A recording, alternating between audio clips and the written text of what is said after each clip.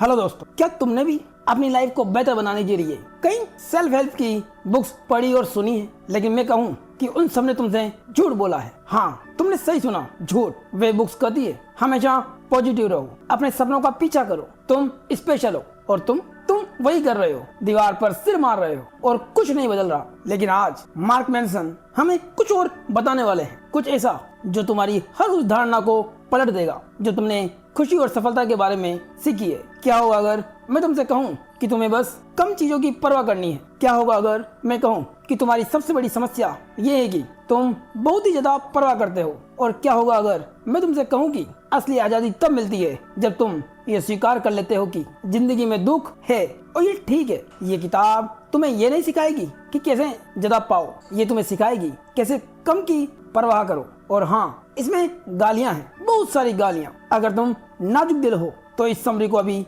बंद कर दो, लेकिन अगर तुम सच में बदलाव चाहते हो तो चुप बैठो और ध्यान से सुनो। तो आइए शुरू करते हैं। Chapter 1, don't try. क्या होगा अगर मैं तुमसे कहूँ कि तुम जितना ज्यादा खुश रहने की कोशिश करोगे उतना ही दुखी हो जाओगे? यह अध्याय हमें उस शख्स की कहानी से रूबरू कराएगा जिसने अपनी जिंदगी के 50 साल बर्बाद कर दिए। शराब, जुआ, असफलता, उसके पास सब कुछ था और फिर वह सफल हो गया बिना कोशिश किए। ये कोई मजाक नहीं है, ये उसकी समाधि पर लिखा है, डोंट ट्राई। ये शख्स था चार्ल्स बुकोस्की, शराबी, जुआरी, औरतबाज, बेकार और सबसे बुरे दिनों में एक कवि। यकीन मानो, वो दुनिया का आखिरी इंसान है जिससे तुम जिंदगी की सलाह लेना चाहोगे। फिर भी ये किताब उसी से शुरू होती है। बुकोस्की लेखक बनना चाहता था, लेकिन दशकों तक हर पत्रिका, हर अखबार, हर प्रकाशक ने उसका काम ठुकरा दिया। उन्होंने कहा बकवास है, गंदा है, बेकार है। और जैसे जैसे अस्वीकृति के पत्रों का ढेर बढ़ता गया, बुकोस्की शराब में और गहरे डूबता गया। वो डाकघर में लिफाफे बांटने की नौकरी करता था। तनख्वाह बेहद ही कम थी और जो पैसे बचते वो जुए में हार जाता या शराब में उड़ा देता। 30 साल ऐसे ही बीत गए, शराब, जुए, वेश्यावृत्ति के साथ। फिर 50 साल की उम्र में एक छोटे से प्रकाशक के संपादक ने उसमें रुचि ली। उस संपादक के पास पैसे नहीं थे, नहीं कोई वादा, लेकिन उस शराबी हारे हुए आदमी के लिए उसके दिल में एक अजीब सी मोहब्बत थी। उसने उसे मौका देने का फैसला किया। बुकोस्की को पता था ये उसका पहला और आखिरी मौका था। उसने संपादक को लिखा, मेरे पास 2 विकल्प है, डाकघर में रहूं और पागल हो जाऊं, या बाहर निकलूं, लेखक बनूं और भूखा मरूं। मैं भूखा मरने का फैसला करता हूं। उसने 3 हफ्तों में अपना पहला अभ्यास लिखा। नाम था पोस्ट ऑफिस और डेडिकेशन में लिखा किसी के नाम नहीं। लेकिन बुकोस्की सफल हुआ। उसके 6 उपन्यास, सैकड़ों कविताएं, 20 लाख से अधिक किताबें बिकी। उसकी लोकप्रियता ने उसकी उम्मीदों को तोड़ दिया। अब ऐसी कहानियां हम सब सुनते हैं। एक आदमी लड़ता है, कभी हार नहीं मानता और अंत में अपने सपनों को हासिल कर लेता है। हम कहते हैं देखो, उसने कभी कोशिश नहीं छोड़ी, उसने कभी हार नहीं मानी, वो हमेशा खुद पर विश्वास रखता था। पर अजीब बात यह है कि बुकोस्की की समाधि पर लिखा है डोंट ट्राई। क्यों? क्योंकि बुकोस्की हारा हुआ आदमी था, वो ये जानता था। और उसकी सफलता इसलिए नहीं आई कि वो जीतने के लिए दृढ़ था, बल्कि इसलिए आई क्योंकि वो जानता था कि वो हारा हुआ है। उसने इसे स्वीकार किया और फिर ईमानदारी से इसके बारे में लिखा। उसने कभी वो बनने की कोशिश नहीं की जो वो नहीं था। उसकी सफलता का असली राज था असफलता के साथ उसका आराम। उसे सफलता की परवाह नहीं थी। फेम के बाद भी वो कविता सेमिनार में नशे में जाता था, लोगों को गालियां देता था। उसने खुद को बेहतर इंसान बनाने की कोशिश नहीं की। और यहीं से आती है इस किताब की सबसे बड़ी समझ, द बैकवर्ड्स लॉ।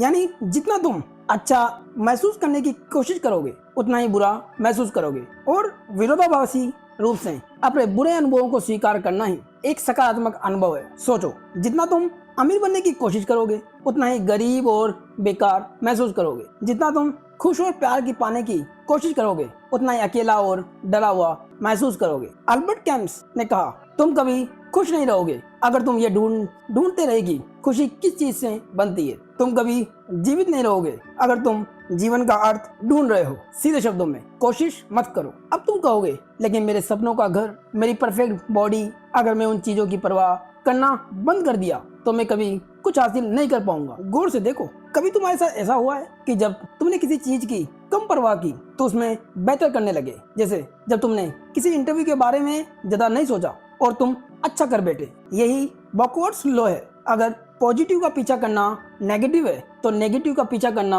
पॉजिटिव पैदा करता है। जैसे जिम में दर्द उठाने से बेहतर सेहत आती है। बिजनेस में असफलता सिखाती है कि सफलता के लिए क्या जरूरी है। अपनी असुरक्षा के बारे में खुलकर बात करने से तुम अधिक आत्मविश्वासी बनते हो। ईमानदार तकरार का दर्द ही रिश्तों में विश्वास पैदा करता है। इसका मतलब ये नहीं है कि तुम सोफे पे पड़े रहो और कुछ मत करो। इसका मतलब है परिणाम की परवाह करना बंद करो, प्रक्रिया की परवाह करो। बुकोस्की सफल हुआ क्योंकि उसने सफल होने की कोशिश नहीं की, उसने बस लिखा, एक हारे हुए इंसान की तरह, बेईमानी से, ईमानदारी से। लेकिन आज की हमारी संस्कृति हमें बताती है ज्यादा पाओ, ज्यादा करो, ज्यादा बनो, ज्यादा खरीदो, हर चीज की परवाह करो। लेकिन असली चाबी है कम चीजों की परवाह करना, केवल उन चीजों की परवाह करना जो सच है, तात्कालिक है और महत्वपूर्ण है। और हाँ, तुम एक दिन मरने वाले हो। ये सुनने में कठोर है लेकिन सच है। तुम और तुम्हारे सब जानने वाले जल्दी मर जाएंगे और इस बीच तुम्हारे पास परवाह करने की एक सीमित मात्रा है, बहुत ही कम। अगर तुम बिना सोचे समझे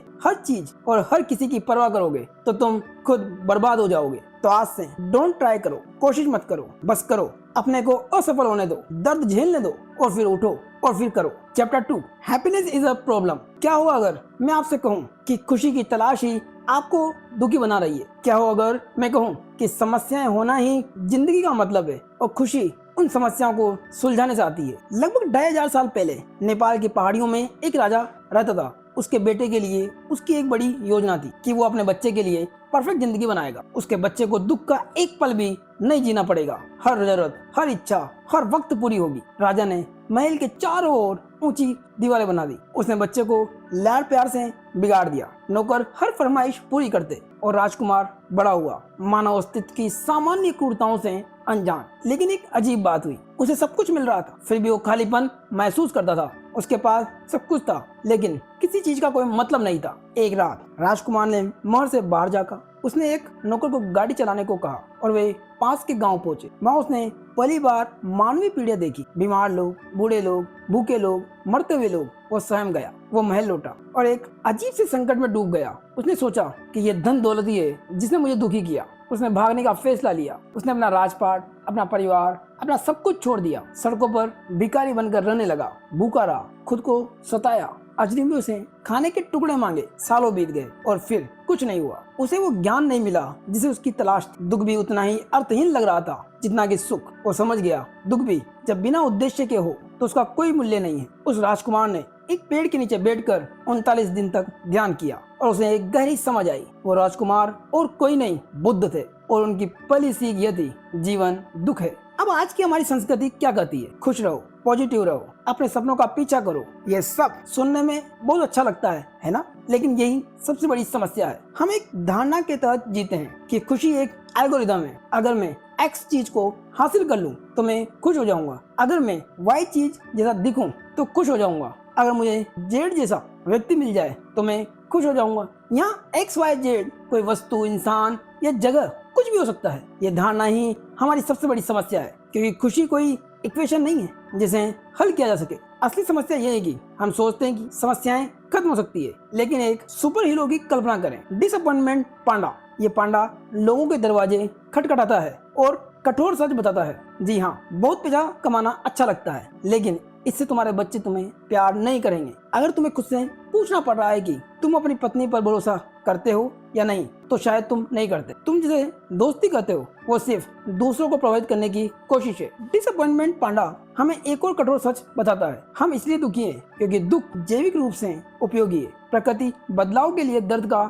इस्तेमाल करती है। हम हमेशा थोड़े संतुष्ट रहने के लिए विकसित हुए हैं क्योंकि संतुष्टि जरूरी है। क्योंकि संतुष्ट प्राणी ही सबसे अधिक काम करता है, बदलाव लाता है और जीवित रहता है। हम इसलिए दुखी हैं क्योंकि हमारा दिमाग ऐसे बना है, जो हमारे पास है उससे असंतुष्ट होना और जो हमारे पास नहीं है उससे संतुष्ट होना। शारीरिक दर्द की तरह मानसिक दर्द भी हमें बताता है कि कुछ गड़बड़ है। रिजेक्शन का दर्द हमें सिखाता है कि अगली बार क्या नहीं करना। लेकिन समस्या ये है, हम एक ऐसे समाज में रहते हैं जो दर्द से बचने की कोशिश करता है और बचने की कोशिश ही हमें और कमजोर बनाती है। याद रहे, खुशी समस्याओं को सुलझाने से आती है, समस्या न होने से नहीं। जब आप जिम जाते हैं तो आप अपनी सेहत की समस्या सुलझाते हैं, लेकिन इसके साथ नई समस्या आती है, सुबह जल्दी उठना, पसीना बहाना, समय पर निकलना, यही जीवन है। समस्याएं कभी खत्म नहीं होती, वे बस बदल जाती है। इसलिए असली खुशी तब मिलती है जब आप वे समस्याएं ढूंढ लेते हैं जिन्हें सुलझाने में आपको मजा आता है। दो कारण हैं जिनसे लोग खुशी को बर्बाद करते हैं। पहला, इनकार। कुछ लोग ये मानने से इनकार करते हैं कि उनकी कोई समस्या है। वे वास्तविकता से बचने के लिए खुद को धोखा देते हैं। ये उन्हें थोड़ी देर के लिए अच्छा महसूस कराता है, लेकिन लंबे समय में ये उन्हें असुरक्षित और भावनात्मक रूप से दबा हुआ बना देता है। सेकंड, पीड़ित मानसिकता। कुछ लोग मानते हैं कि वे अपनी समस्याएं हल नहीं कर सकते, भले ही वे कर सकते हो। वे दूसरों को दोष देते हैं। ये उन्हें थोड़ी देर के लिए अच्छा लगता है, लेकिन ये गुस्से, असहायता और निराशा की जिंदगी देता है। दोनों ही तरीके हैं, लेकिन भावनाएं केवल फीडबैक मैकेनिज्म है। वे हमें बताती है कि कुछ सही है या गलत, लेकिन हमें अपनी भावनाओं पर पूरा भरोसा नहीं करना चाहिए। हमें अपनी भावनाओं पर सवाल उठाने की आदत डालनी चाहिए। साइकोलॉजिस्ट हेडोनिक ट्रेडमिल कहते हैं, हम अपनी जिंदगी बदलने के लिए कड़ी मेहनत करते हैं, लेकिन हम कभी बहुत अलग महसूस नहीं करते। जिस व्यक्ति के साथ आप शादी करते हैं, उसी से आप लड़ते हैं। जो घर आप खरीदते हैं, उसी की मरम्मत करते हैं। जिन सपनों की नौकरी आप पा लेते हैं, उसी का तनाव झेलते हैं। हर अच्छी चीज के साथ एक कीमत आती है। जो हमें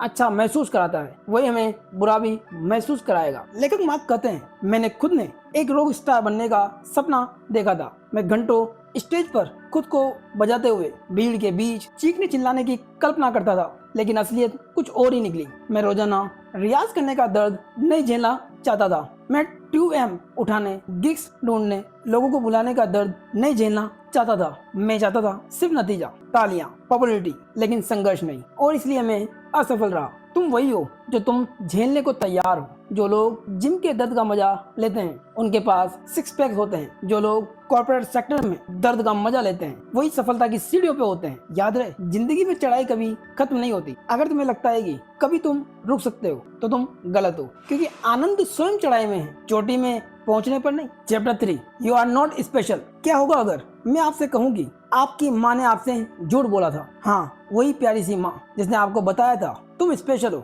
बेटा, तुम कुछ भी कर सकते हो, तुम एक दिन बहुत बड़े आदमी बनोगे। लेकिन सच ये है कि तुम स्पेशल नहीं हो, और नहीं मैं, और नहीं कोई और। ये सुनने में कठोर लगता है ना? लेकिन यही सच है जो तुम्हें आजाद कर सकता है। लेखक यहाँ एक लड़के जिमी के बारे में बताते हैं। जिमी हमेशा कोई ना कोई बिजनेस करता रहता था। कोई कंपनी जिससे वो सलाह ले रहा था, लेकिन मेडिकल ऐप जिसमें वो निवेश ढूंढ रहा था, किसी चैरिटी इवेंट जहाँ वो मुख्य वक्ता था। उसकी पूरी जिंदगी एक बड़ा नाटक था। जिमी हमेशा पॉजिटिव रहता था, हमेशा एक एंगल पर काम करता, एक गो गेटर। लेकिन जिमी असल में एक बेकार आदमी था, सिर्फ बातें करता, काम कुछ नहीं। ज्यादा समय नशे में धूत और अपने बिजनेस आइडियाज पर जितना खर्च करता, उतना ही बार और महंगे रेस्ता में उड़ा देता। वो उसका एक पेशेवर शौक था। वो अपने परिवार के पैसों पर जीता था, सबको झूठे सपने दिखाता था।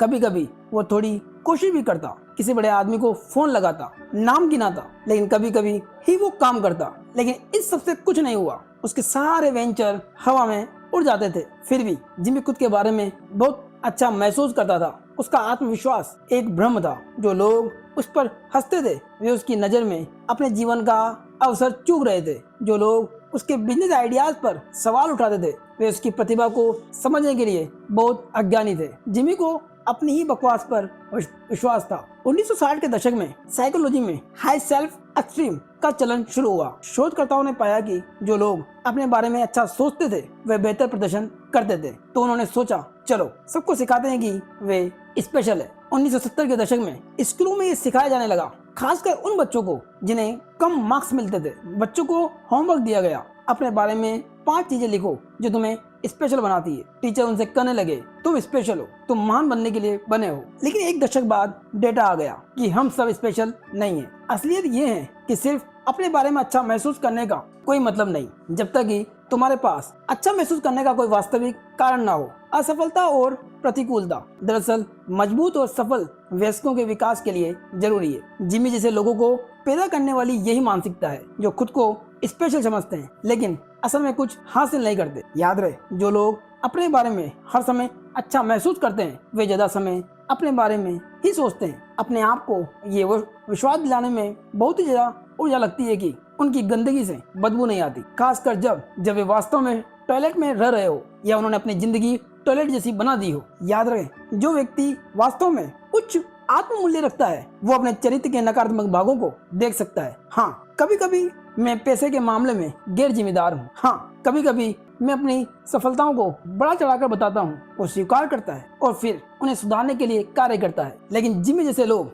अपनी समस्याओं को खुले तौर पर और ईमानदारी से स्वीकार करने में असमर्थ होते हैं। वे अपने जीवन में किसी भी स्थायी या सार्थक तरीके से सुधार करने में असमर्थ होते हैं। अब लेखक अपने बारे में बताते हैं जो उनके साथ हुआ कि मुझे मेरे स्कूल प्रिंसिपल ने क्लास से बाहर बुलाया। उसने उससे कहा, तुम्हारा लॉकर खोलो, मैं उसे चेक करना चाहता हूँ। मैं ड्रग्स ढूंढ रहा हूँ। मुझे पसीना आ गया, मैं डर गया। मैंने कहा, मुझे नहीं पता आप किस बारे में बात कर रहे हैं। उन्होंने मेरा बैग पलटा, सब कुछ बाहर निकला। स्कूल की किताबें, पुराने नोट्स, सीडी के टूटे केस, सब कुछ फर्श पर बिखर गया। और फिर उन्होंने कहा, मार्क, मैं तुम्हें आखिरी मौका दे रहा हूँ, सच बताओ। नहीं, मेरे पास कोई ड्रग्स नहीं है। मुझे नहीं पता आप क्या कर रहे हैं। ठीक है, उन्होंने कहा, तुम अपना सामान लेकर जा सकते हो। उन्होंने बैग पर पैर रखा, हल्के से दबाया और फिर उसका पैर किसी चीज पर रुक गया। ये क्या है? उसने पूछा। मैं कहने लगा, क्या क्या यहाँ अभी भी कुछ है। लेखक कहते हैं, जब मैं छोटा था तो मैं एक शैतान था। मैंने अपने स्कूल की सुरक्षा प्रणाली को रेफ्रिजरेटर मैग्नेट से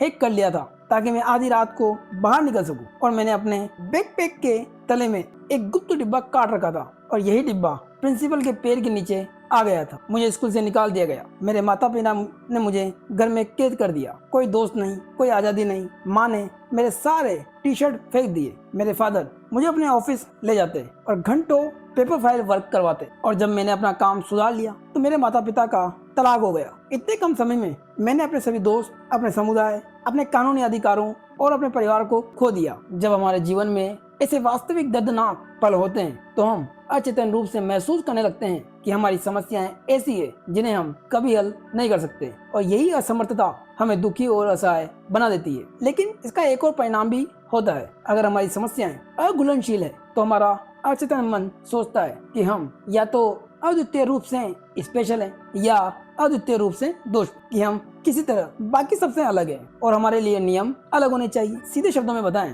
तो हम इंटाइटल्ड हो जाते हैं। और मेरी इंटाइटलमेंट मेरे रिश्तों में दिखी, खासकर महिलाओं के साथ। मैं एक प्लेयर बन गया, एक अपरिपक्व, स्वार्थी लेकिन कभी कभी आकर्षक आदमी। मैं वैलिडेशन चाहता था, मुझे स्वीकार किया जाना था। लेकिन सच ये है कि व्यक्तिगत समस्याएं जैसी कोई चीज नहीं होती। यदि आपको कोई समस्या है तो संभावना है कि लाखों अन्य लोगों को अतीत में या अभी और भविष्य में वो समस्या रही है और होगी। इसका मतलब ये नहीं है कि समस्या कम दर्दनाक है। इसका मतलब बस इतना है, तुम स्पेशल नहीं हो। कई सेलिब्रिटीज, कई बिजनेस आइकॉन ये कहते हैं, नेता भी ये कहते हैं कि हम में से प्रत्येक असाधारण हो सकता है, हम सभी महानता के हकदार हैं। लेकिन ये कथन स्वाभाविक रूप से विरोधाभासी है। आखिरकार अगर हर कोई असाधारण होता तो परिभाषा के अनुसार कोई भी असाधारण नहीं होता, क्योंकि औसत होना विफलता का एक नया मानक बन गया है। सबसे बुरी बात यह है कि आप पेक के बीच में हो, बेल कर्व के बीच में। जो लोग वास्तव में किसी चीज में असाधारण बन जाते हैं वे ऐसा इसलिए नहीं करते क्योंकि वे मानते हैं कि वे असाधारण हैं। इसके विपरीत वे अद्भुत बन जाते हैं क्योंकि वे सुधार के जुनूनी होते हैं। और सुधार के प्रति वो जुनून इस अटूट विश्वास से उत्पन्न होता है कि वे वास्तव में इतने महान नहीं है। एक बार जब आप इस सच को स्वीकार कर लेते हैं तो कुछ चमत्कार होता है। आपके कंधों से वो निरंतर दबाव हट जाता है कि आपको अद्भुत होना है। हमेशा अपर्याप्त महसूस करने और लगातार खुद को साबित करने की जरूरत को आप समझ जाते हैं, जिस वजह से तनाव और चिंता समाप्त हो जाती है और आप जीवन के बुनियादी अनुभवों के लिए बढ़ती सराहना विकसित करेंगे। बेहद ही सामान्य दोस्ती के साथ, कुछ बनाने के साथ, किसी जरूरतमंद की मदद करने के साथ, एक अच्छी किताब पढ़ने के साथ, किसी ऐसे व्यक्ति के साथ हंसने के साथ जिसकी आप परवाह करते हैं। Chapter 4, the value of suffering. क्या होगा अगर मैं आपसे कहूँ कि आपका सबसे बड़ा दर्द वास्तव में आपकी सबसे बड़ी ताकत है?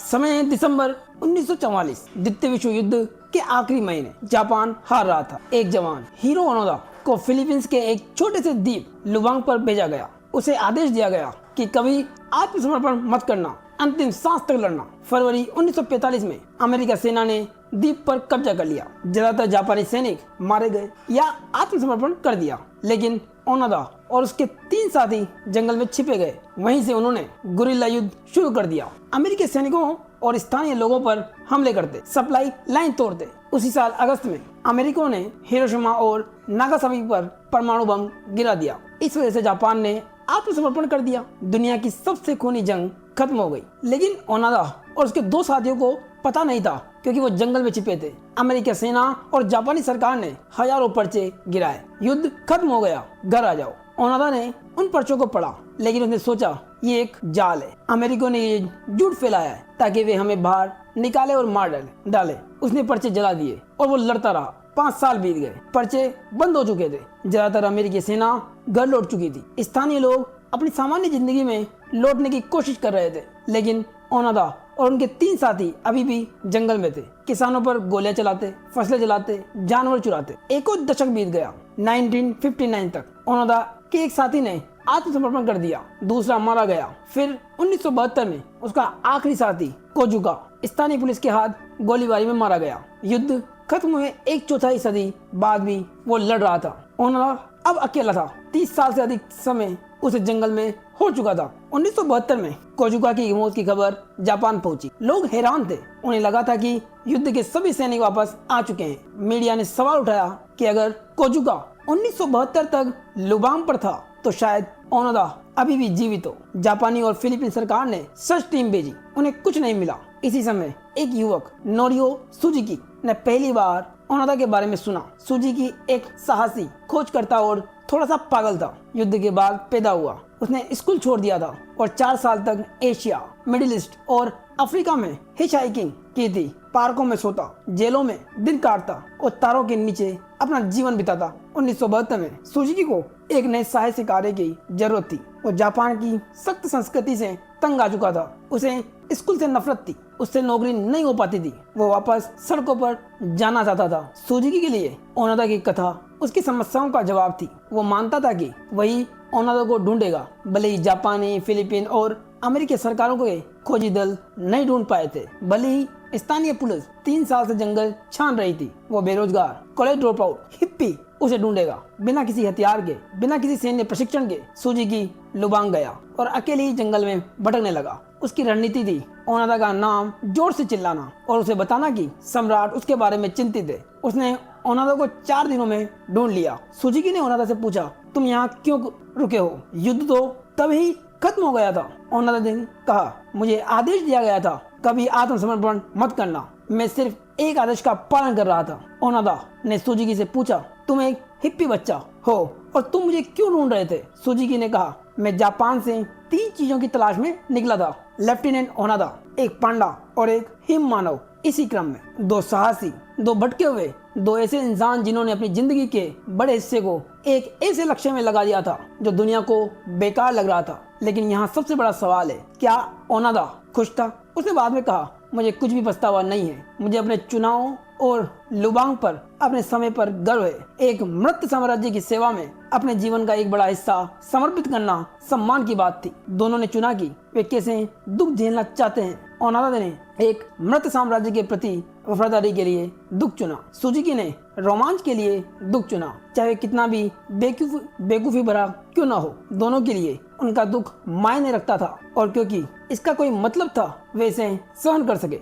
यही इस अध्याय की सीख है। अगर दुख अपरिहार्य है, अगर जीवन में हमारी समस्याएं अपरिहार्य हैं, तो हमें जो सवाल पूछना चाहिए वो ये नहीं है मैं दुख को कैसे रोकूं, बल्कि ये है मैं दुख क्यों उठा रहा हूँ और किस उद्देश्य के लिए। ओनोदा 1974 में जापान लौटा। वो सेलिब्रिटी बन गया, टॉक शो में गया, किताब लिखी। उससे हाथ मिलाने के लिए नेताओं की लंबी कतार लगी। लेकिन जापान में उसने जो देखा उसने उसे भयभीत कर दिया। एक कम्युनिस्ट, एक पूंजीवादी सतही संस्कृति जिसने उन सभी परंपराओं को खो दिया था जिन पर उसकी पीढ़ी पली बड़ी थी। वो जापान में रहने की तुलना में जंगल में अधिक उदास था। कम से कम जंगल में उसके जीवन का कोई मतलब था। लेकिन जापान में उसे एक अप्रिय सत्य का सामना करना पड़ा। उसकी लड़ाई का कोई मतलब नहीं था। जिस जापान के लिए वो जंगल में रहता था और लड़ता था, वो अब अस्तित्व में नहीं था। और इसी एहसास के भार ने उसे उस तरह से छेद दिया जैसे कोई गोली कभी नहीं कर सकती थी, क्योंकि उसके दुख का कोई मतलब नहीं था। वो अचानक वास्तविक और सच्चा हो गया।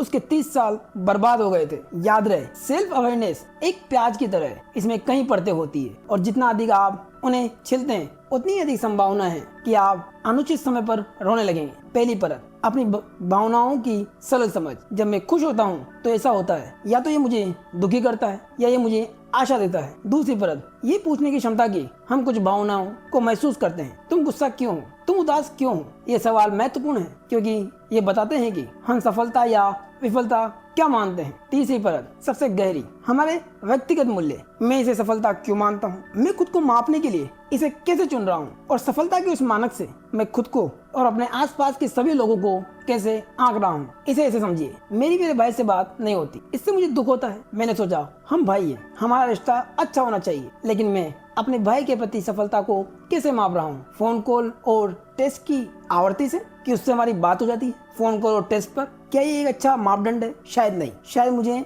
अपने भाई से करीब होने की जरूरत नहीं है। शायद बस आपसी सम्मान या आपसी विश्वास काफी है। यहीं पर असली समझ आती है। समस्याएं अपरिहार्य हो सकती है, लेकिन प्रत्येक समस्या का अर्थ नहीं है। हम नियंत्रित कर सकते हैं कि हम अपनी समस्याओं को कैसे देखते हैं, जिस मानक से हम उन्हें मापते हैं। जब हम बेहतर मूल्य चुनते हैं तो हम अपने वाई को किसी बेहतर चीज की ओर मोड़ने में सक्षम होते हैं। ऐसी चीजों की ओर जो मायने रखती है, ऐसी चीजें जो हमारी भलाई की स्थिति में सुधार करती है और सुख और सफलता को साइड इफेक्ट के रूप में उत्पन्न करती है। ओनोदा के लिए वो आदेश महत्वपूर्ण था जो उसके देश ने उसे दिया था कि आत्मसमर्पण नहीं करना है, और वही उसके मूल्य थे। Chapter 5, you are always choosing. क्या होगा अगर मैं आपसे कहूंगी आपकी जिंदगी सबसे बड़ी त्रासदी के लिए भी आप जिम्मेदार हैं? नहीं, मैं ये नहीं कह रहा कि ये आपकी गलती थी, लेकिन मैं ये कह रहा हूँ इससे निपटने की जिम्मेदारी आपकी है। कल्पना कीजिए आपको एक मैराथन दौड़नी है, 26.2 मील। अगर आप 5 घंटे में दौड़ पूरी नहीं करते तो कोई आपके परिवार को मार डालेगा। ये सुनने में डरावना लगता है ना? अब कल्पना कीजिए आपने खुद मैराथन दौड़ने का फैसला किया, महीनों तक ट्रेनिंग की, अच्छे जूते खरीदे, और फिनिश लाइन पर आपका परिवार आपका इंतजार कर रहा है, तालियां बजा रहा है। यह आपकी जिंदगी के सबसे गौरवपूर्ण क्षणों में से एक हो सकता है। एक ही दर्द है, एक ही दूरी है, लेकिन जब आप इसे खुद चुनते हैं, कोई दबाव नहीं होता, तो ये शानदार होता है। जब आप पर इसे थोपा जाता है तो ये डरावना होता है। अक्सर किसी समस्या के दर्दनाक या शक्तिशाली होने के बीच एकमात्र अंतर होता है कि हमने उसे चुना है और हम उसके लिए जिम्मेदार हैं। यहीं से शुरू होता है बदलाव, इस एहसास से कि हम जिम्मेदार हैं। विलियम जेम्स एक अमीर परिवार में पैदा हुआ, लेकिन जन्म से ही बीमारियों ने उसे घेर लिया। आंखों की समस्या, पेट की बीमारी, सुनने में परेशान, पीठ में ऐंठन। वो ज्यादातर समय घर पर बिताता था। उसके एक बेहद ही कम दोस्त थे। वो स्कूल में विशेष रूप से अच्छा नहीं था। वो पेंटिंग करता था, यही एकमात्र चीज थी जो उसे पसंद थी और जिसमें वो अच्छा था, लेकिन किसी और को उसकी पेंटिंग पसंद नहीं आई। जब वो बड़ा हुआ तो किसी ने उसकी कलाकृति नहीं खरीदी। उसके पिता उसकी आलोचना करने लगे। उसका छोटा भाई हेनरी जेम्स एक विश्व प्रसिद्ध उपन्यासकार बन गया। उसकी बहन एलिस ने भी एक लेखिका के रूप में अच्छा जीवन यापन किया। विलियम परिवार का सनकी था। हताश होकर उसके पिता ने उसे हार्वर्ड मेडिकल स्कूल में दाखिला दिलाया, लेकिन जेम्स को वहाँ कोई शांति नहीं मिली। चिकित्सा ने उसे कभी आकर्षित नहीं किया। वो एक धोखेबाज की तरह महसूस करता। उसने मेडिकल स्कूल छोड़ दिया और अपने पिता के गुस्से से बचने के लिए उसने अमेज़न वर्षावन के लिए एक अभियान में शामिल हो गया। 1860 के दशक तक यात्रा कठिन और खतरनाक थी, लेकिन जेम्स अमेज़न पहुंच गया। पहले ही दिन उसे चेचक हो गया और वो मरते मरते बचा। फिर उसकी पीठ की ऐंठन वापस आ गई, जिससे वो चल नहीं पा रहा था। अब वो अकेला था, दक्षिणी अफ्रीका के बीच में, बीमार, लकवाग्रस्त, और गट रोकने का रास्ता नहीं था। लेकिन किसी तरह वो न्यू इंग्लैंड लौट आया। 30 साल का, बेरोजगार, हर प्रयास में विफल, एक शरीर जो उसे धोखा दे रहा था। वो गहरे अवसाद में चला गया और आत्महत्या की योजना बनाने लगा। लेकिन एक रात दार्शनिक चार्ल्स पियर्स के व्याख्यान पढ़ते हुए जेम्स ने एक प्रयोग करने का फैसला लिया। उसने अपनी डायरी में लिखा, वो 1 साल तक यह विश्वास करेगा कि वो अपने जीवन में होने वाली हर चीज के लिए 100% जिम्मेदार है। वो अपनी परिस्थितियों को बदलने के लिए अपनी शक्ति में सब कुछ करेगा। अगर उस साल में कुछ नहीं बदला तो वो आत्महत्या कर लेगा। परिणाम, विलियम जेम्स अमेरिकी मनोवैज्ञानिक के जनक बन गए। हार्वर्ड में पढ़ाया, शादी की, 5 बच्चे हुए। उन्होंने अपने प्रयोग को अपना पुनर्जन्म कहा। यहाँ यही सबसे बड़ी सीख है कि हम हमेशा नियंत्रित नहीं करते कि हमारे साथ क्या होता है, लेकिन हम हमेशा नियंत्रित करते हैं कि हम जो होता है उसकी व्याख्या कैसे करते हैं और हम कैसे रेस्पॉन्ड करते हैं, चाहे हम सचेत रूप से पहचाने या नहीं। हम हमेशा अपने अनुभवों के लिए जिम्मेदार होते हैं। ऐसा नहीं होना असंभव है। जिम्मेदारी और गलती अक्सर एक साथ दिखाई देते हैं, लेकिन वे एक ही चीज नहीं है। अगर मैं आपको अपनी कार से टक्कर मार दूं तो मैं गलती कर रहा हूं और कानूनी रूप से आपको क्षतिपूर्ति करने के लिए जिम्मेदार हूं। लेकिन ऐसी समस्याएं भी है जिनके लिए हम गलती पर नहीं है, फिर भी हम उनके लिए जिम्मेदार हैं। उदाहरण के लिए, अगर आप एक सुबह उठते हैं और आपके दरवाजे पे एक नवजात शिशु है, तो यह आपकी गलती नहीं होगी कि बच्चे को वहाँ रखा गया, लेकिन बच्चा अब आपकी जिम्मेदारी होगा। गलती भूतकाल है, जिम्मेदारी वर्तमान काल है। गलती पहले से किए गए विकल्पों से उत्पन्न होती है, जिम्मेदारी उन विकल्पों से उत्पन्न होती है जो आप हर पल कर रहे हैं। गलती बनाम जिम्मेदारी के बारे में बताते हुए लेखक कहते हैं, मेरी पहली प्रेमिका ने मुझे बुरी तरह से छोड़ दिया। वो अपने शिक्षक के साथ मुझे धोखा दे रही थी। 3 साल का रिश्ता बर्बाद हो गया। मैं महीनों तक दुखी रहा और मैंने उसे अपने दुख के लिए जिम्मेदार ठहराया। लेकिन ये सोच मुझे कहाँ तक ले गई? कहीं नहीं। मैं उसे नियंत्रित नहीं कर सकता था। वो इस बात के लिए दोषी थी कि मैं कैसा महसूस कर रहा था, लेकिन वो कभी इस बात के लिए जिम्मेदार नहीं थी कि मैं कैसा महसूस कर रहा था। उसके लिए जिम्मेदार मैं था। 1 साल बाद जब मैं पीछे मुड़कर देखता हूँ तो मुझे अपनी गलतियाँ दिखाई देने लगी। मैं एक अच्छा बॉयफ्रेंड नहीं था। मैं अक्सर ठंडा और अहंकारी था। ये मेरी गलती थी। क्या मेरी गलतियों ने उसकी गलती को सही ठहराया? नहीं, लेकिन मैंने फिर भी उन्हीं गलतियों को दोबारा न करने की जिम्मेदारी ली। मैंने ये सुनिश्चित किया कि मैं फिर कभी उस तरह पीड़ित न हूँ। हम सभी सफलता और खुशी के लिए जिम्मेदारी लेना पसंद करते हैं, लेकिन अपनी समस्याओं के लिए जिम्मेदारी लेना कहीं अधिक महत्वपूर्ण है, क्योंकि यहीं से असली सीख आती है। चुनाव हमेशा आपका है कि क्या आप अपनी सफलता के साथ साथ अपनी गलती की भी जिम्मेदारी लेंगे या नहीं।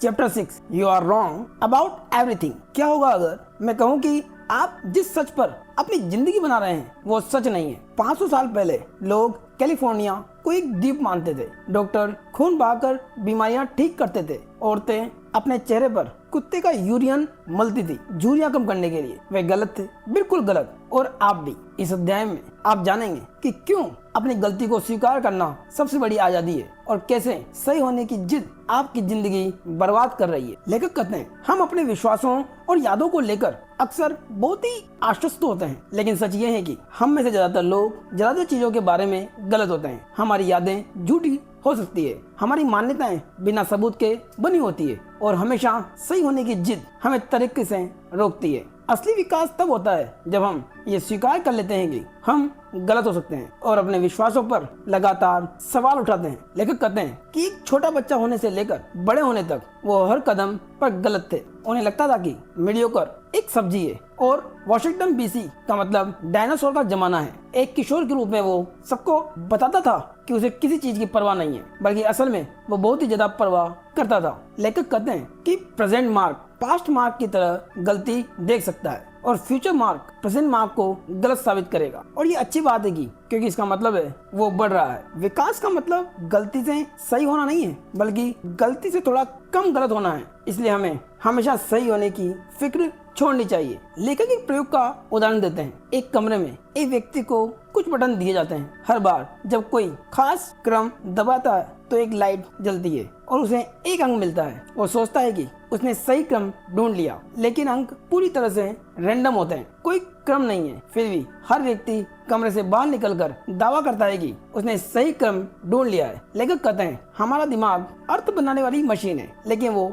अपूर्ण है। हम चीजों को गलत देखते हैं, जल्दी भूल जाते हैं और एक बार अर्थ बना लेने के बाद उसे छोड़ना नहीं चाहते, चाहे सबूत कुछ भी क्यों ना हो। यही कारण है कि हमारे ज्यादातर विश्वास गलत होते हैं। लेखक मेरेडिथ मारन की कहानी बताते हैं, जिसने थेरेपी के दौरान याद किया कि उसके पिता ने उसके साथ यौन शोषण किया था। इसने उसके परिवार को तोड़ दिया। 8 साल बाद उसे याद आया कि ये सब झूठ था। उसने वो मेमोरी गढ़ ली थी। लेकिन बताते हैं कि 1980 के दशक में रिप्रेस्ड मेमोरी थेरेपी का चलन था, जिसमें थेरेपिस्ट मरीजों को बचपन की दबी हुई यादें खोलने के लिए प्रोत्साहित करते थे। असल में हम अपनी यादों को हर बार बताते हुए बदलते रहते हैं और फिर उन्हीं बदली हुई यादों पर विश्वास करने लगते हैं। लेखक कहते हैं, अपने आप पर कम भरोसा करो, अपने अंतर्ज्ञान पर सवाल उठाओ। लेखक एक महिला एरिन का भी उदाहरण देते हैं, जो पूरी तरह आश्वस्त थी कि वो मौत को ठीक कर सकती है और उसे लेखक के साथ रिश्ता बनाना है। उसने वर्षों तक लेखक को परेशान किया, ईमेल किया, फर्जी अकाउंट बनाए, यहाँ तक कि एक वेबसाइट बना ली। वो सेल्फ इम्प्रूवमेंट की दीवानी थी, लेकिन उसकी अनिश्चितता ही उसकी सबसे बड़ी समस्या थी। लेखक कहते हैं, दुष्ट लोग कभी ये नहीं सोचते कि वे दुष्ट है, वे पूरी तरह आश्वस्त होते हैं कि वे सही है और बाकी सब गलत है। जितना तुम सही होने की कोशिश करोगे उतना ही असुरक्षित हो जाओगे। असली आजादी तब है जब तुम कह सको, हो सकता है मैं गलत हूँ। याद रहे, जितना अधिक कोई चीज तुम्हारी आइडेंटिटी को खतरे में डालेगी, उतना ही अधिक तुम उससे बचोगे। तुम वो स्क्रीन प्ले नहीं लिखते, क्योंकि अगर वो फ्लॉप हुआ तो तुम्हारी स्मार्ट लेखक वाली पहचान खतरे में पड़ जाएगी। तुम अपने पति से मुश्किल बात नहीं करते, क्योंकि अच्छी पत्नी वाली पहचान टूट जाएगी। अपने आप को ढूंढना खतरनाक है, ये तुम्हें एक सांचे में ढाल देता है। लेखक कहते हैं अपने आप को मत ढूंढो, कभी मत जानो कि तुम कौन हो, यही तुम्हें खोजे रखेगा। बौद्ध धर्म कहता है कि तुम कौन हो ये सिर्फ एक मानसिक बनावट है। जब तुम ये कहते हो शायद मैं रिश्तों में अच्छा नहीं हूँ, तो तुम अपनी खराब शादी को छोड़ने के लिए आजाद हो जाते हो। स्पेशल मत बनो, अद्वितीय मत बनो, अपने आप को साधारण पहचान से जियो, एक छात्र, एक दोस्त, एक निर्माता के रूप में। थोड़ा कम आश्वस्त कैसे बने, उसके लिए 3 सवाल पूछो। पहला, क्या पूछना है कि क्या होगा अगर मैं गलत हूँ। इससे तुम्हारी ईर्ष्या, गुस्सा या जिद के पीछे छुपा असली कारण सामने आएगा। दूसरा, अगर मैं गलत हूँ तो इसका क्या मतलब होगा। इससे गलती मानने से जो दर्द होगा उसे पहचानो। तीसरा, गलत होने से मेरी मौजूदा समस्या से बेहतर या बदतर समस्या पैदा होगी। फिर देखो कि कौन सा रास्ता कम बुरा है। अक्सर ये मान लेना कि मैं गलत हूँ ज्यादा सुखद और स्थायी रिश्ते बनाता है। लेखक कहते हैं अगर ये तय करना है कि मैं गड़बड़ हूँ या बाकी सब, तो ये कहीं अधिक संभावना है कि मैं ही गड़बड़ हूँ। तूने जाना कि अपनी गलती मानना ही सबसे बड़ी आजादी है। लेकिन एक और सच है, क्या होगा अगर तुम्हारी सबसे बड़ी असफलता ही तुम्हारी सबसे बड़ी सफलता है। चैप्टर 7। जरा सोचिए, अगर मैं आपसे कहूँ कि आपकी जिंदगी की सबसे बड़ी सफलता आपकी सबसे बड़ी विफलता के अंदर छिपी है, यकीन नहीं होता ना? तो फिर आपको ये जानकर हैरानी होगी कि पाब्लो पिकासो को एक नैपकिन पर बनाई गई ड्राइंग के लिए $20,000 मिले थे और उन्होंने वो ड्राइंग सिर्फ 2 मिनट में बनाई थी। कैसे? चलिए ये राज आज हम खोलते हैं। क्या आपने कभी सोचा है कि आखिर हम असफलता से इतना डरते क्यों हैं? एक छोटा सा बच्चा जब चलना सीखता है तो वो सैकड़ों बार गिरता है, उसके घुटनों पर छाले पड़ जाते हैं, कभी माथे पर चोट लगती है, लेकिन क्या वो कभी कहता है कि लगता है चलना मेरे बस की बात नहीं है? नहीं, वो तो बस उठता रहता है, फिर कहीं जाकर वो दौड़ना सीखता है। लेकिन जैसे जैसे हम बड़े होते हैं, यही बच्चा किसी नए काम को शुरू करने से पहले 1000 बार सोचता है। क्यों? क्योंकि हमने गलती को बुरा समझना सीख लिया है। हमारी एजुकेशन सिस्टम ने हमें ये सिखाया कि गलती का मतलब नंबर कटना है। हमारे माता पिता ने हमें ये बताया कि असफल होना शर्मनाक है, और मीडिया ने तो हमें सिर्फ वो सफलता दिखाई जिनके पीछे छुपे हुए हजारों असफल प्रयोगों को कभी कैमरे ने कैद ही नहीं किया। और नतीजा हुआ हम वो करने से डरने लगे जिसमें हम असफल हो सकते हैं, और फिर हम बस उन्हीं कामों को दोहराने लगे जिनमें हम पहले से ही अच्छे हैं। यानी हमने अपनी जिंदगी को एक छोटे से कमरे में कैद कर लिया, जहाँ कोई नया खतरा नहीं, लेकिन कोई नई उड़ान भी नहीं। लेकिन असली परेशानी तब शुरू होती है जब हम ये मान बैठते हैं कि हमारी पहचान ही हमारी सफलता है। यानी अगर मैं एक स्मार्ट छात्र हूँ तो कोई मुश्किल सवाल मेरे सामने आना मेरे लिए एक चुनौती नहीं है, बल्कि मेरे स्मार्ट होने पर खतरा बन जाता है। अगर मैं एक सफल बिजनेसमैन हूँ तो एक नया आइडिया जो असफल हो सकता है तो मेरी पहचान ही पर वार करता है। इसलिए हम असफलता से बचते हैं, हम अपनी पहचान बचाना चाहते हैं, और जब हम असफलता से बचते हैं तो हम विकास से भी बचते हैं। याद रखिए, जब पिकासो से पूछा गया था कि उन्होंने 2 मिनट की ड्राइंग के $20,000 क्यों लिए, तो उन्होंने कहा था मैडम इस ड्राइंग को बनाने में मुझे 60 साल लगे हैं। यानी वो जो भी कुशलता दिखी वो सालों की नाकामियों का परिणाम थी। लेकिन हम अक्सर ये भूल जाते हैं, हम सिर्फ परिणाम देखते हैं, संघर्ष नहीं। तो समाधान क्या है? सबसे पहले तो ये समझना है कि सफलता और असफलता एक ही सिक्के के 2 पहलू है। जितनी बार आप किसी काम में सफल होंगे उतनी ऊंची आपकी सफलता होगी। अगर कोई आपसे ज्यादा अच्छा है तो इसका मतलब है कि वो आपसे ज्यादा बार असफल हुआ है और उसने वो गलतियां की है जो आपने अभी तक करने की हिम्मत नहीं जुटाई। दूसरा समाधान है डू समथिंग प्रिंसिपल, यानी कुछ तो करो का सिद्धांत। हम अक्सर सोचते हैं कि पहले मोटिवेशन आएगी फिर हम कार्य करेंगे, लेकिन असल में ये उल्टा काम करता है। जब हम कुछ भी करना शुरू करते हैं, चाहे वो छोटा ही क्यों ना हो, तो कार्य करने की क्रिया ही हमारे अंदर मोटिवेशन पैदा कर देती है। मतलब साफ है, अगर आप एक किताब लिखना चाहते हैं और दिमाग साफ नहीं है तो बस एक वाक्य लिखिए। अगर जिम जाने का मन नहीं है तो बस जूते पहनिए और बाहर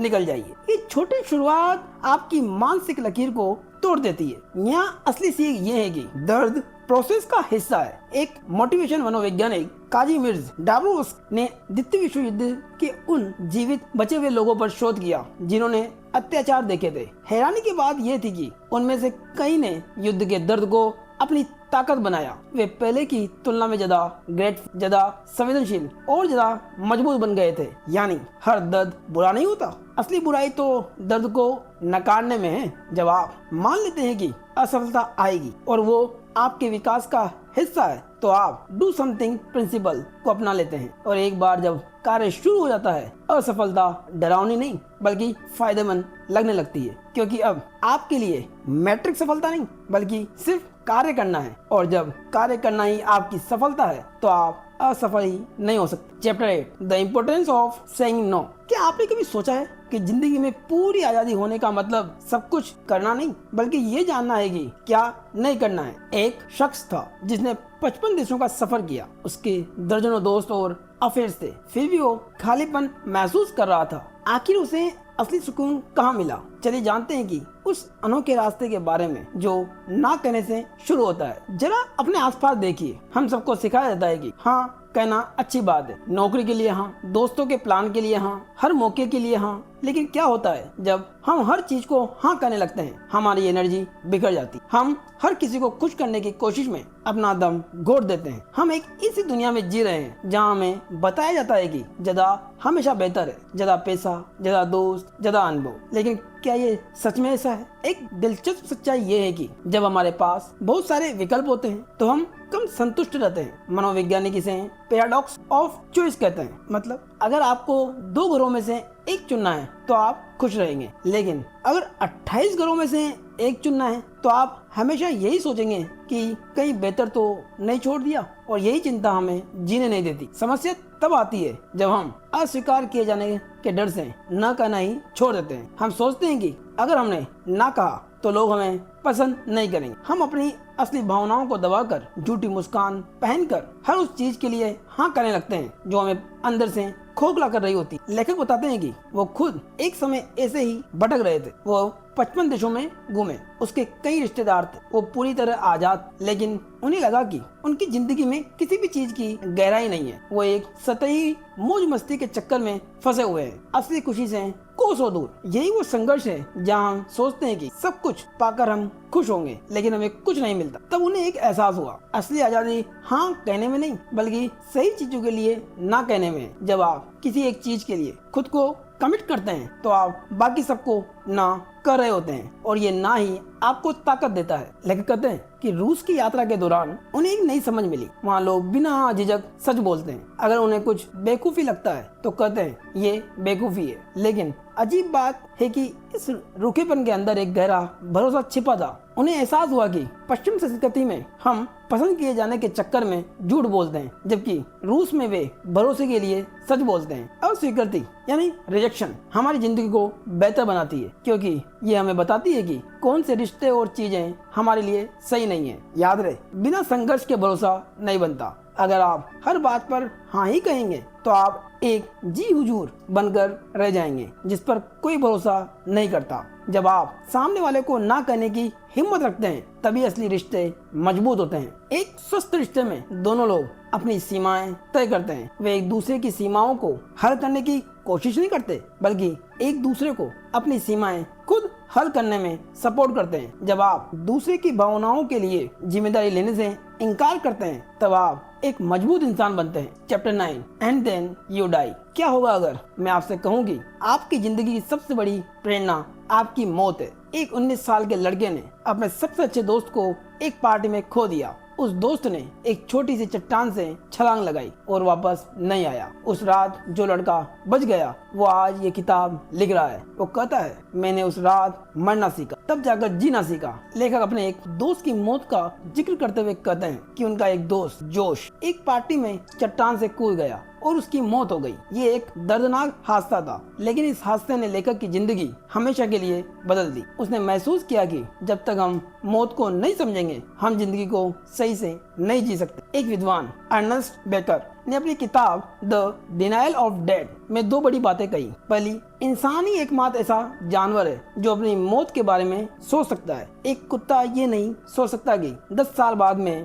कहाँ होऊंगा, लेकिन हम सोचते हैं और यही सोच हमारे अंदर एक गहरा डर पैदा करती, डेथ टेरर। दूसरी बात, इस डर से बचने के लिए हम एक अमर प्रोजेक्ट बनाते हैं। हम चाहते हैं कि हमारा नाम, हमारी पहचान, हमारा काम हमेशा जीवित रहे। लोग इमारतों पर नाम लिखवाते हैं, किताबें लिखते हैं, बच्चे पैदा करते हैं और सब उसी अमर रहने की चाह में। समस्या तब आती है जब ये अमरता के प्रोजेक्ट वापस आपस में टकराते हैं। एक व्यक्ति का प्रोजेक्ट दूसरे से भिड़ता है और फिर शुरू होती है लड़ाइयाँ, युद्ध, झगड़े। लेकिन इससे भी बड़ी समस्या ये है कि जब हमारा प्रोजेक्ट फेल हो जाता है, हम प्रसिद्ध नहीं हो पाते, हमारा नाम नहीं चमकता, हमारे बच्चे हमसे दूर चले जाते हैं, तो हम खोखले हो जाते हैं, हम अवसाद में चले जाते हैं क्योंकि हमारे पास जीने का कारण नहीं रहता। कल्पना कीजिए, एक बूढ़े आदमी के साथ उसकी उंगलियां मुड़ी हुई है, उन पर शाही के धब्बे हैं। वो अपनी डायरी में लिख रहा है, लेकिन उसकी निगाहें खाली है। वो सोच रहा है, मैंने जीवन भर जो बनाया वो सब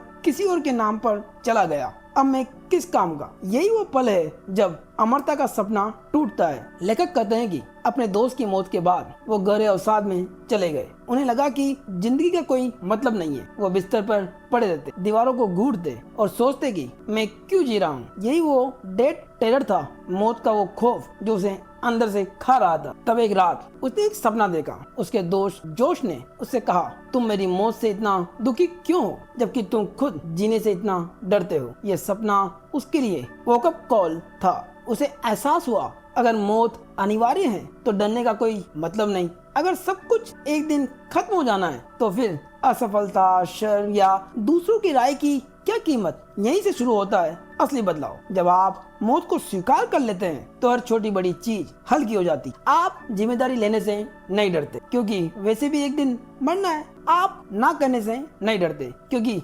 अस्वीकृति मौत से बड़ी नहीं है। आप अपने सपनों को पीछे नहीं छोड़ते क्योंकि वक्त सीमित है। लेखक ने उसी गर्मी में सब कुछ बदल दिया। उसने शराब, सिगरेट, वीडियो गेम्स छोड़ दिए। उसने कॉलेज में दाखिला लिया, पढ़ाई शुरू की, पहली गर्लफ्रेंड बनाई। उसने 50 दिनों में 50 किताबें पढ़ी। ये पूरी जिंदगी बदल गई सिर्फ इसलिए क्योंकि उसने मौत को दोस्त बना लिया। सीख बेहद ही साफ है कि अपनी मृत्यु को अपने सामने रखो क्योंकि यही एकमात्र ऐसा सत्य है जो तुम्हें सही दिशा दिखा सकता है। मौत ही वो प्रकाश है जो जिंदगी की सभी बेकार चीजों को गहरा छाया दिखाती है। जब आप ये सोचते हैं एक दिन मैं नहीं रहूंगा तो आपके मूल्य अपने आप साफ हो जाते हैं। पैसा, नाम, शोहरत, ये सब मायने खो देते हैं। असली मायने बचते हैं दूसरों के काम आना, कुछ रचना, प्यार करना और अपने से बड़ा कुछ बनाना। तो अब तक हमने उस शराबी कवि की जीवन यात्रा के बारे में जाना जिसने कोशिश करना छोड़ दिया और सफल हो गया। एक राजकुमार की जिसके पास सब कुछ था